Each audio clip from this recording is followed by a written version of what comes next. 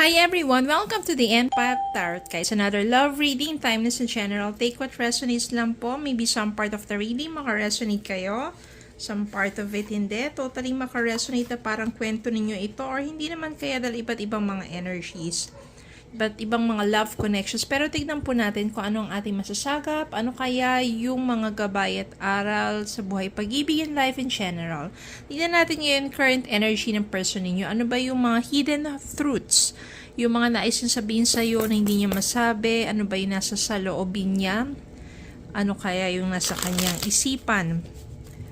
Towards you sa mga panahon na to. Tignan po natin. Take what resonates lang po since this is general reading.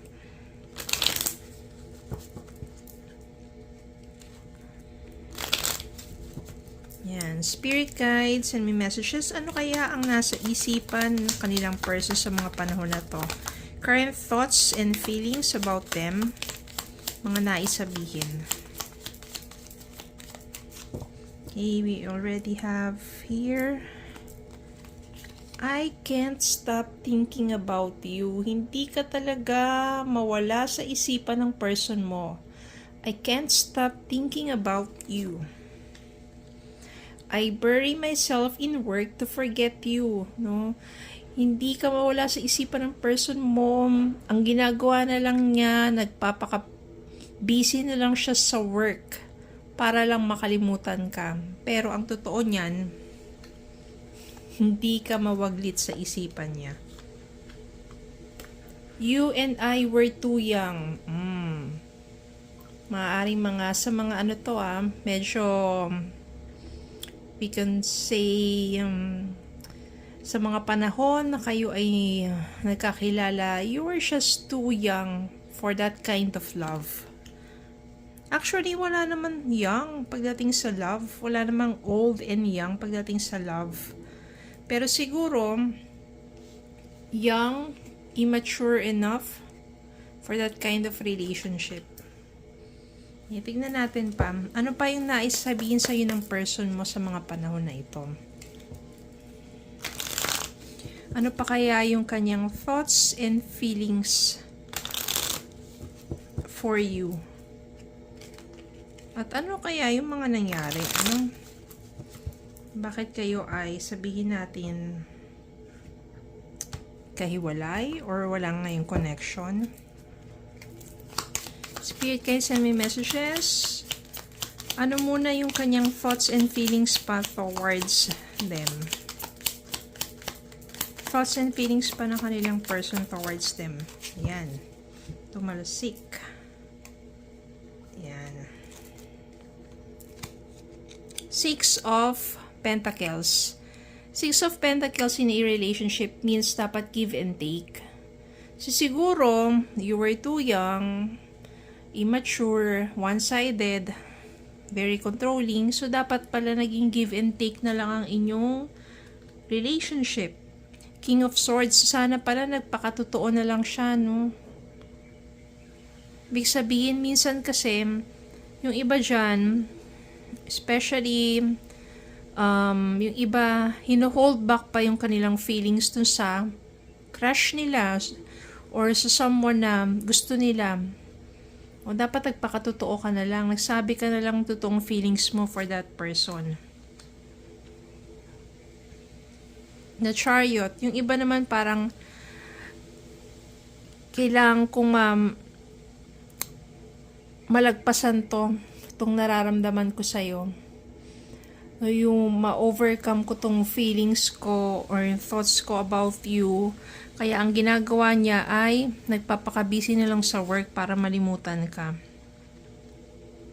At yung iba naman, no, parang kailangan nilang balansehin.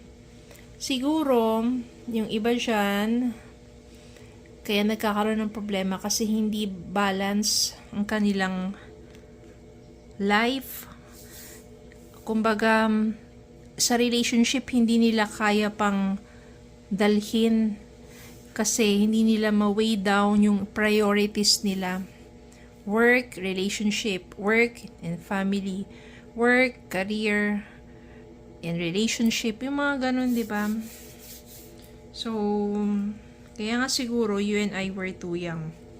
Pero tingnan natin, ito naman, this time, ano yung mga possibilities for the two of you? Gusto ka na niyang kalimutan, pero ang totoo, hindi ka mawaglit sa isipan niya. Kung magkakaroon kayo ng connections muli, or magkakausap, ano ang mga possibilities between the two of you?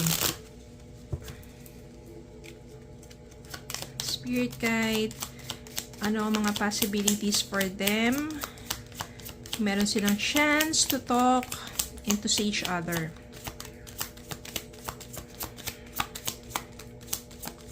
One more.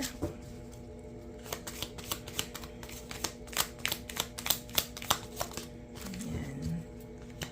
So, ito yung mga possibilities for you. Death. Hindi yan ibig sabihin ng kamatayan. Ibig sabihin yan transformation. Ibig sabihin yan, kung magkakaroon kayo ng chance to talk, heart-to-heart talk, or mag-meet kayo at magkausap, mararamdaman mo na magkakaroon ng pagbabago sa the way that you talk to each other.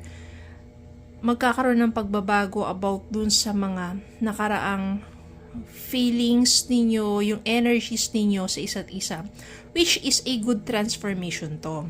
Ibig sabihin, kung dati palaging mainit ang ulo, kung dati nandiyan yung inis, nandiyan yung sabihin natin pain din, or yung mga negative energies between the two of you, this time mas magiging harmonious.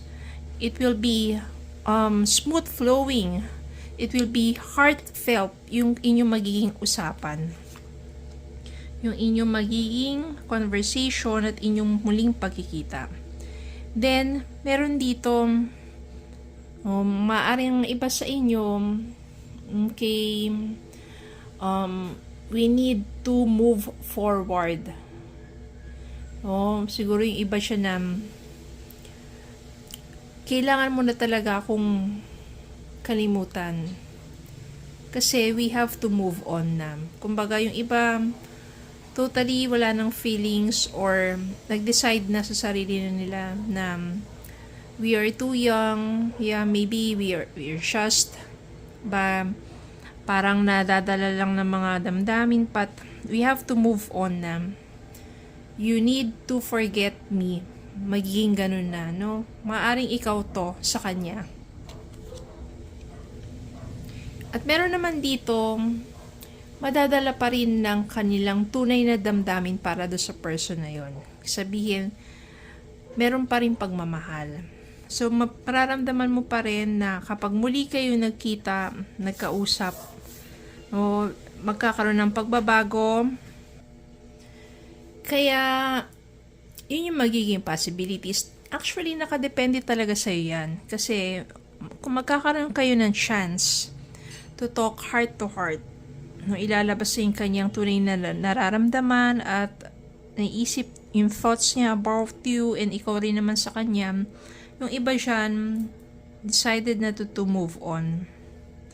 Yung iba naman mararamdaman yung talagang pagbabago do sa person ninyo na maaring nag-mature na at mararamdaman na nagpapakatotoo na sa kanyang sarili, not holding back ang kanyang feelings towards you, at iba dyan mararamdaman na mahal pa rin niya tong taong to.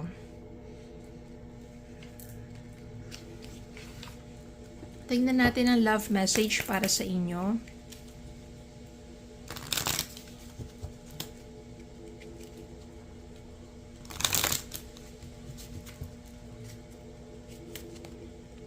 Have faith. The angels are working behind the scene to make this relationship flourish. Have faith. Alam niyo po, kapag kayo ay lubos na naniniwala, at nagtitiwala, especially sa gabay, no, divine guidance, maybe kailangan nyo muna magkahiwalay in order for your person to change, to transform, at maaring yun na ngayon nangyayari sa person mo. Maaring nandun na yung kanyang spiritual transformation, meron siyang magandang pagbabago na Especially moments na sobrang namimiss ka niya. Kaya nga, I can't stop thinking about you. At yung pagbabago na yon, sobrang pagkamiss sa'yo at pagbabago na yon, no, ibig sabihin, there is something behind the scene that is working on in order for your relationship to flourish. Maybe sa iba, mga second chances, di ba? Mas nagiging mas matamis ang pagbabalikan kasi nga may mga lessons na natutunan sa pagkakahiwalay. Take a leap of faith. Only when you're willing to step out of your comfort zone will you reap great rewards. Anong ibig sabihin yan? Minsan kasi, kapag nandun kayo sa comfort zone nyo sa isa't isa, okay, safe space yung isa't isa, pero masyadong nagiging komportable na kayo.